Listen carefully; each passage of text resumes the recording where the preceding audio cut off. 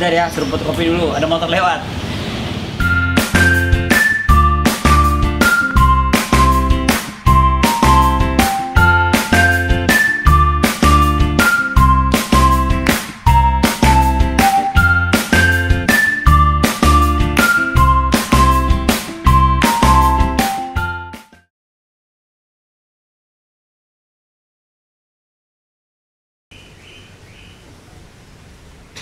Hai teman-teman, kali ini kita vlognya akan bicara pentingnya portofolio bagi seorang fotografer dan bahayanya portofolio bagi seorang fotografer, ditambah bagaimana cara membuatnya. Ya, nah kalau kita bicara portofolio, itu sebetulnya adalah, kalau bahasa yang kita mau pelajari, itu portofolio, kumpulan surat menyurat, dokumen. Itu awalnya. Oleh seniman-seniman lukis zaman dulu, karena lukisannya cuma selembar-selembar kertas kecil, itu dijadikan kumpulan karya-karya lukis mereka untuk diperlihatkan kepada orang lain. Jadi portofolio adalah bukti karya dari seorang yang membuat gambar atau foto. Ya. Nah, fotografer perlu itu. Ya, perlu portofolio, perlu bikin portofolio, perlu punya portofolio. Karena itu bukti karya dari si fotografer itu. Kesulitannya adalah, saya selalu tanya sama teman-teman fotografer yang baru mulai atau yang sudah mulai, punya portofolio nggak? Jawabannya pasti nggak punya. Loh, kok nggak punya? Karena dia merasa belum pernah dapat order motret. Ya. Nah, saya bilang sama teman-teman, kalau berpikirnya seperti itu, teman-teman tidak akan pernah dapat pekerjaan fotografi.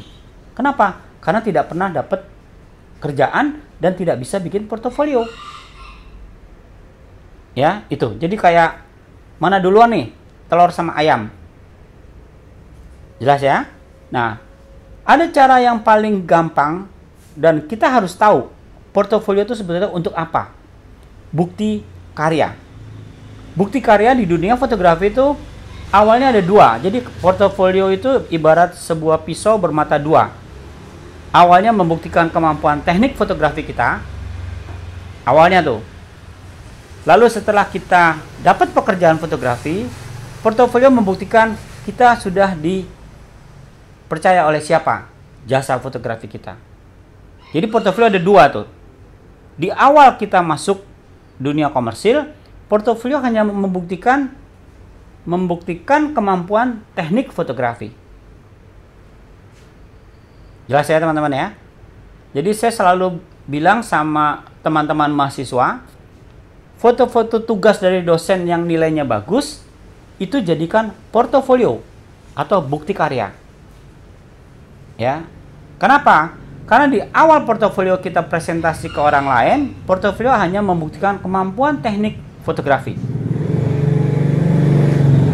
Jelas ya? Nah, kalau kita sudah dapat order, baru portofolio membuktikan kita sudah dipercaya sama siapa untuk membuat sebuah foto. Itu. Nah, bagaimana dengan teman-teman yang nggak sekolah fotografi, yang nggak ada dosennya? Bagaimana membuat portofolio? Cara yang paling mudah adalah copy paste. Lupakan kreativitas. Karena bukan itu tujuan portofolio. Lihat iklan-iklan yang sudah beredar. Misalnya iklan ayam goreng gitu. Ya.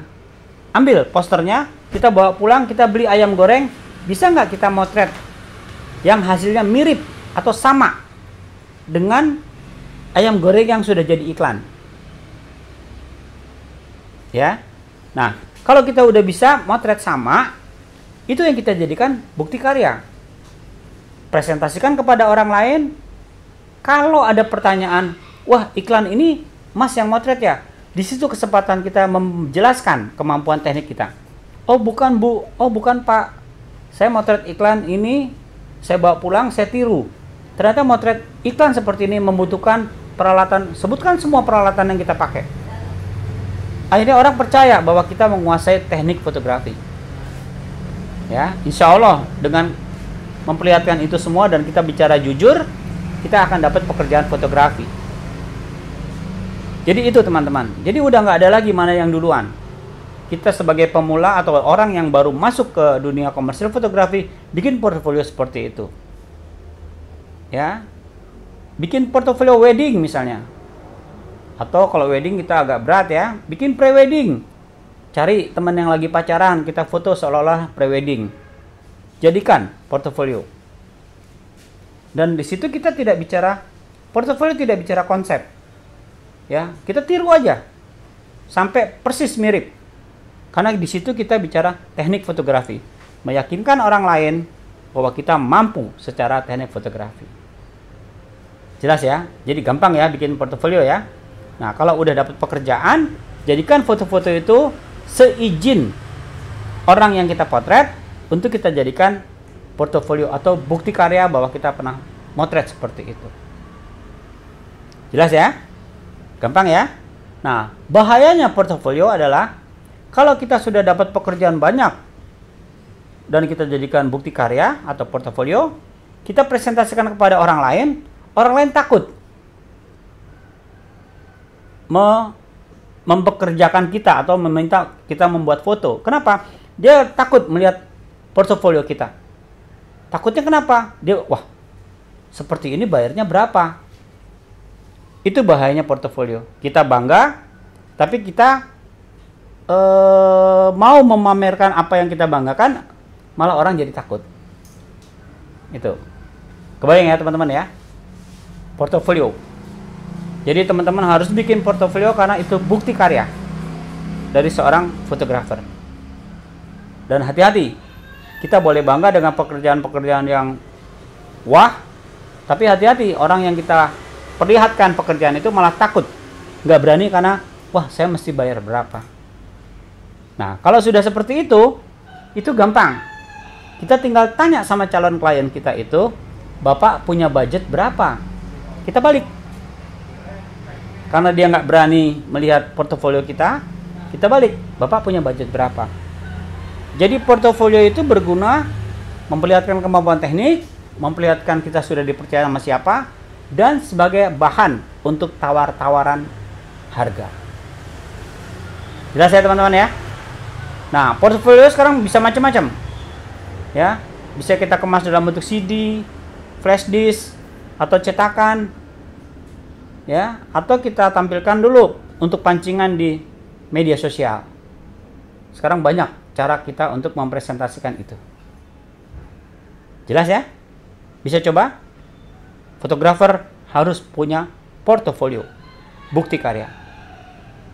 Oke teman-teman, selamat mencoba. Saya tunggu ya subscribe-nya dan pertanyaannya. Oke, terima kasih. Sampai jumpa.